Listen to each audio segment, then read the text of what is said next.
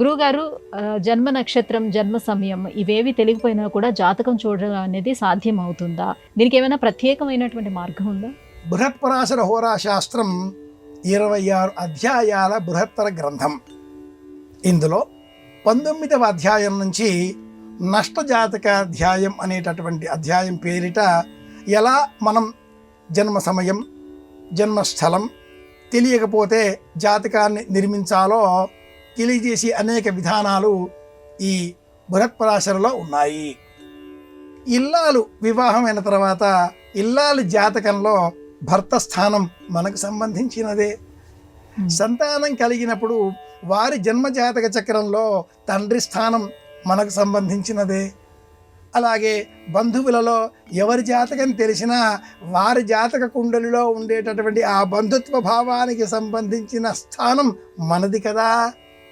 ఇవి కాకుండా మన జీవితంలో గడిచిన ఆ కాలంలో అయినటువంటి ముఖ్యమైనటువంటి సంఘటనలు, ప్రధానమైనటువంటి సన్నివేశాలు ఆ సమయం తెలిసినప్పుడు వాటి ద్వారా నష్టజాతకాన్ని లెక్క పెట్టడం.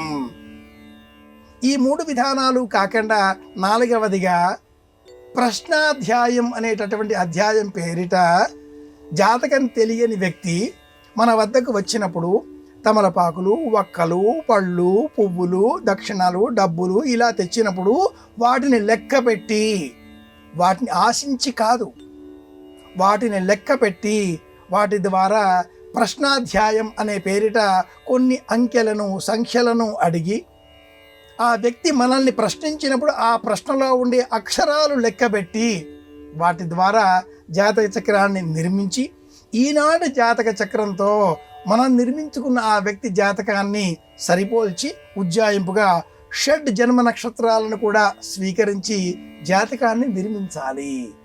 బృహజ్జాతకంలో నష్టజాతకాధ్యాయం ఇలా అనేక విధానాలను మనకు సూచిస్తుంది. ఇవేవి కూడా తెలియనప్పుడు వ్యక్తి పేరు, వ్యవహార నామంతో కూడా మనం జాతకాన్ని ఈరోజు ఉండేటటువంటి ప్రశ్నలగ్న ముహూర్తంతో సరిచూచి వ్యవహార నామంతో కూడా జాతకాన్ని సిద్ధం చేసుకోవచ్చు.